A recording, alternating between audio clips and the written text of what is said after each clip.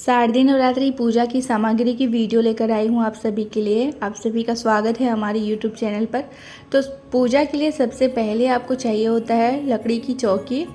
आप इस प्रकार से थोड़ी सी बड़ी साइज़ की चौकी लेंगे तो आपके लिए अच्छा होगा, क्योंकि नवरात्रि की पूजा में ज़्यादा चीज़ों का इस्तेमाल किया जाता है चढ़ावा में, तो इसलिए थोड़ा सा बड़ा रहेगा चौकी, तो आपको दिक्कत नहीं होगी। उसी के साथ चौकी पर डालने के लिए आपको चाहिए लाल कपड़े और चुनरी वगैरह है तो आप ले सकते हैं। जैसे थोड़ा सा डेकोरेट करना चाहे तो आप कर सकते हैं।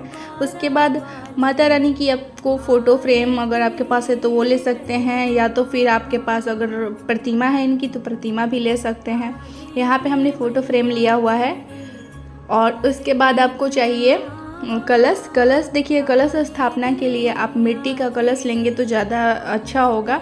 यहाँ पे मैं आपको, या तो फिर आप इस तरीके से तांबे के लोटे में भी, आप पीतल के लोटे में भी आप कलश स्थापना कर सकते हैं। तो देखिए, इस प्रकार से आपको कलश में जल भर लेना है और कलश के ऊपर आपको स्वास्तिक बना देना है रोली से।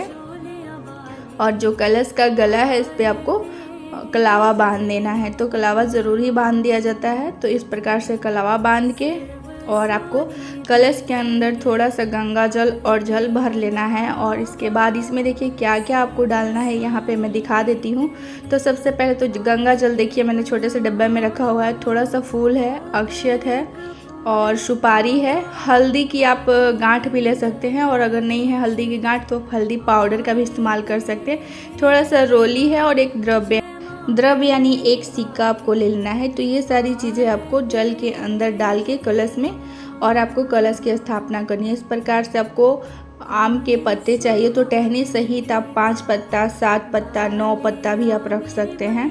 तो 9 पत्ता वाला आप टहनी ले लीजिएगा और आप पत्ते के ऊपर थोड़ा सा हल्दी कुमकुम लगा दीजिएगा। और लगाने के बाद जो टहनी है उसको कलश के अंदर डाल के, और उस पर एक आपको ढक्कन चढ़ाना होता है। तो ढक्कन में आप चावल भर के इस प्रकार से कलश के ऊपर रख दीजिएगा। चावल थोड़ा सा ज़्यादा क्वांटिटी में लीजिएगा, क्योंकि चावल का प्रयोग आपको थोड़ा ज़्यादा ही चाहिए, क्योंकि अष्टदल कमल बनाने के लिए भी चावल की आवश्यकता होती है, और दिया वगैरह रखने के लिए भी चावल, अक्षत के लिए भी चावल चाहिए। तो चावल आप ज़्यादा क्वांटिटी में लीजिए। उसके बाद आपको एक जट्टा वाला नारियल ले लेना है, और देख लीजिएगा कि नारियल आपका सूखा तो नहीं है, इसलिए कि पानी वाला नारियल अच्छा सा देख के लीजिएगा। जट्टा वाला नारियल को थोड़ा सा लाल कपड़े में लपेट के इस प्रकार से आपको, और कलावा से आप बांध दीजिएगा। और बांध के इस तरीके से आप देखिए, जो आप इसको ऊपर की ओर भी रख सकते हैं, और जो नारियल का मुख है उसको आप अपनी ओर भी रख सकते हैं। तो जिस प्रकार आपके यहाँ रखा जाता होगा वैसे आप रख सकते हैं। उसके बाद कलश स्थापना के साथ बहुत लोग ज्वारे भी बोते हैं, तो ज्वारे ज़रूर ही बोने चाहिए। तो उसके लिए आप मिट्टी ले लीजिएगा साफ़ सुथरी जगह से, और साथ में थोड़े से जौ ले लीजिएगा। और ये आप मिट्टी का जो कढ़ाई होता है ना, कुम्हार के यहाँ आपको मिल जाएगा, जहाँ पे मिट्टी के बर्तन मिलते हैं, तो उसमें भी आप बोएंगे तो ज़्यादा ही अच्छा होगा। यहाँ पे मैं सिर्फ आप सभी को सामग्री दिखा रही हूँ। तो मैंने एक स्टील के बर्तन में रखा हुआ है, बाकी आप मिट्टी के बर्तन में बोएंगे ज्वारे तो अच्छे होंगे। और जौ चाहिए, जौ को इसमें छिड़क के और थोड़ा सा मिट्टी भुरा के और ऊपर से पानी डाल दीजिएगा, तो जौ बहुत अच्छे से उगाते हैं। उसके बाद आपको माता रानी के लिए चाहिए, अगर फ़ोटो है तो आप चुनरी ले लीजिएगा, और अगर आपके पास प्रतिमा है तो माता रानी के लिए वस्त्र और चुनरी दोनों ले लीजिएगा। तो यहाँ पे मैंने एक पीला कपड़ा लिया है, पीला चुनरी लिया है गणेश भगवान जी के लिए, और लाल लिया है माता रानी के लिए। साथ में इस प्रकार के माला मैंने ले लिया है, अगर आप फूलों का माला चढ़ाते हैं तो वो भी ठीक है। उसी के साथ यहाँ पे छोटे से गणेश जी का एक प्रतिमा ले लिया है मैंने, क्योंकि सर्वप्रथम इन्हीं की पूजा की जाएगी। तो आप इनके जगह पे आप देखिए, अगर आपके पास ऐसी छोटी सी प्रतिमा नहीं है तो आप सुपारी का भी इस्तेमाल कर सकते हैं। सुपारी के ऊपर आप थोड़ा सा कलावा लपेट के और पान के पत्ते पे थोड़ा सा अक्षत रख के और गणेश जी को विराजमान करके आप उनकी पूजा कर सकते हैं।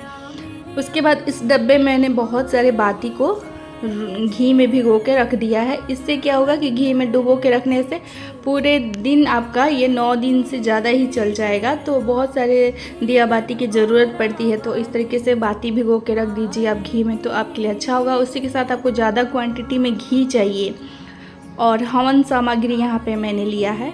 लास्ट दिन हवन किया जाता है, इसलिए हवन सामग्री ज़रूर ले लीजिएगा आप लोग। और हवन सामग्री के साथ आपको चाहिए थोड़े ज़्यादा क्वांटिटी में आपको हवन सामग्री, क्योंकि उस दिन लास्ट दिन हवन किया जाता है। इसके साथ आप कपूर ले लीजिएगा, कपूर भी, ये सारी चीज़ें आप ज़्यादा लीजिएगा क्योंकि 9 दिन तक पूजा पाठ में ये सारी चीज़ें आपकी काम आने वाली है। उसी के साथ धूप आप ले लीजिएगा। तो धूप का भी यहाँ पे एक डब्बा मैंने ले लिया है और माचिस ले लिया है। और घी देखिए, अगर आपको शुद्ध घी नहीं मिलता है तो आप तिल का तेल, अगर बहुत लोग अखंड जोत का मतलब जलाते हैं, तो उसके लिए आप घी अगर शुद्ध नहीं मिला तो मिलावट वाला मत लीजिएगा, उसके बदले आप तिल वाला तेल से जोत जला लीजिएगा। और देखिए यहाँ पे आप कॉटन का भी इस्तेमाल कर सकते हैं अखंड जोत के लिए, चाहे तो आप रक्षा सूत्र से भी बहुत ही अच्छा सा बाती बन जाता है, तो वो भी इस्तेमाल कर सकते हो। उसी के साथ आरती करने के लिए आपको एक और दिया चाहिए। और देखिए अखंड जोत के लिए आप मिट्टी का भी दिया इस्तेमाल में ला सकते हैं और चाहे तो इस तरीके का पीतल का भी।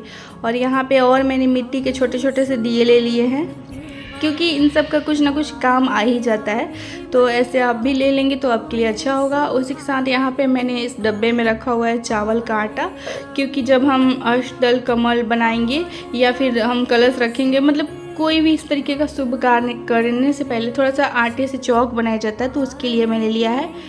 और यहाँ पे मैंने ये लंबी वाली बाती रखी हुई है, तो लंबी वाली बाती आप ज़रूर ले लीजिएगा।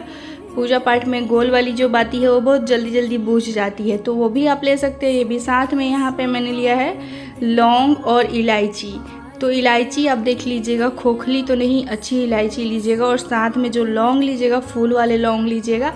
और सुपारी यहाँ पे मैंने आपको सिर्फ 2 सुपारी चाहिए, एक तो कलश में डालने के लिए और एक ऐसे पूजा के लिए गणेश भगवान मानकर। बाकी अगर 9 ग्रह की पूजा करते हैं तो आप ज़्यादा सुपारी रख लीजिएगा। उसके बाद आप छोटा सा गणेश भगवान जी का इस तरीके से प्रतिमा होगा तो वो रख लीजिएगा, क्योंकि सबसे पहले इन्हीं की पूजा की जाती है। और साथ में जनेऊ मैंने लिया है इनको अर्पित करने के लिए। तो देखिए आप गणेश जी की जगह पर सुपारी को भी जैसे रक्षा सूत्र लपेट कर और पान के पत्ते पे विराजमान करके आप पूजा कर सकते हैं।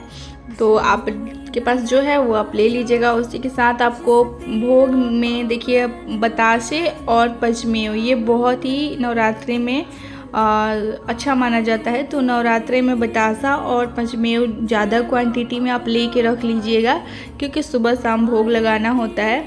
तो इस प्रकार से ये सारे आप प्रसाद ले लीजिएगा। प्रसाद में और फल वगैरह तो डेली में जैसे जो भी मौसमी फल है, सीताफल का ज़रूर आप इस्तेमाल करिएगा।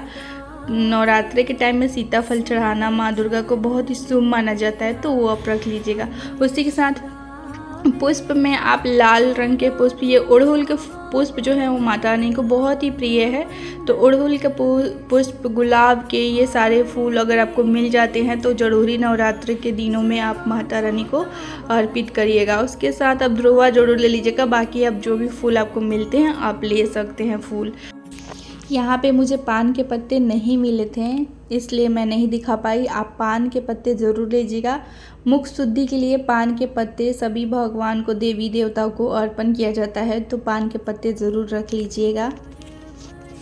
और आम के पत्ते तो ज़रूरी ला के रख लेने चाहिए ज़्यादा, क्योंकि आम के पत्ते से ना तोरण भी नवरात्रि के टाइम में दरवाजे पे ज़रूर लगाना चाहिए। और साथ में पूजा पाठ में भी आम का पत्ता बहुत ज़्यादा काम आता है। उसी के साथ आपको थोड़े से शहद चाहिए, तो शहद भी आप रख लीजिएगा पूजा में। तो इस प्रकार से ये सारी सामग्री आप ले लीजिएगा। उसके साथ माता रानी के लिए श्रृंगार, 16 श्रृंगार लिया जाता है। तो 16 श्रृंगार में देखिए आप साड़ी भी चढ़ा सकते हैं। हमारे यहाँ तो 8वीं 9वीं को साड़ी चढ़ाया जाता है, लेकिन यहाँ पे मैं आप सभी को सिर्फ श्रृंगार दिखा रही हूँ। तो इस तरीके से माता रानी के लिए मैंने चुनरी लिया है, चूड़ी, आलता, सिंदूर, बिंदी। इस प्रकार से जितना बिछुआ वगैरह भी लेना है तो आप ले सकते हैं। तो 16 श्रृंगार में जितना कुछ आप रखना चाहे रख सकते हैं। साथ में आप दक्षिणा रख लीजिएगा, 100, 500, 100, 200, 250, जितना भी आप दक्षिणा अपने सामर्थ्य के अनुसार आप दक्षिणा रख लीजिएगा। तो इस तरीके से ये सारी सामग्री आपको रखनी है। इसके बाद देखिए यहाँ पे मैं आपको सिंदूर रख के दिखा रही हूँ कि सिंदूर मैंने रख लिया है प्लेट में, रोली और हल्दी पाउडर और सिंदूर मैंने लिया है। और ये जो चावल है सफ़ेद है, तो यहाँ पे मैं पीला जैसे हल्दी पाउडर थोड़ा सा डाल के सफ़ेद चावल में आप चावल को पीला कर लीजिएगा। तो ये अक्षत के रूप में आप इस्तेमाल में कर ला सकते हैं। उसी के साथ अष्टदल कमल बनाएंगे। तो अगर आप सफ़ेद चावल का इस्तेमाल नहीं करते तो आप पीले चावल का इस्तेमाल कर लीजिएगा। उसके बाद अगर दुर्गा पूजा में नवरात्रि में आप 9 ग्रह की पूजा करते हैं, तो 9 ग्रह की पूजा करने के लिए आपको तो सबसे पहले 9 सुपारी की ज़रूरत पड़ेगी। तो यहाँ पे मैंने ज़्यादा क्वांटिटी में सुपारी इसीलिए लिया है। उसके बाद देखिए 9 ग्रह की पूजा करने के लिए आप सफ़ेद चावल से भी 9 जगह रख कर और उस पर सुपारी रख के आप पूजा कर सकते हैं। बाकी मैंने यहाँ पे चावलों को कलर कर लिया। ये देखिए ऑप्शनल है, आपकी मर्जी हो तो कर सकते हैं। उसी के साथ आपको दुर्गा चालीसा चाहिए। यहाँ पे ये देखिए मेरा पुराना वाला दुर्गा चालीसा है, लेकिन अभी मैं नया ले चुकी हूँ। तो ये मैं आप सभी को बस आइडिया दे रही थी कि आपको दुर्गा चालीसा लेना है। और अगर आपको नीम के पत्ते मिल जाते हैं तो ज़रूर ले लीजिएगा। माता रानी को नीम के पत्ते अति प्रिय हैं। तो इस प्रकार से आपको शारदीय नवरात्रि के लिए पूजा की सामग्री चाहिए। तो उम्मीद करती हूँ आप सभी के लिए मेरी वीडियो हेल्पफुल रही होगी। तो हमारी वीडियो को लाइक शेयर ज़रूर करें।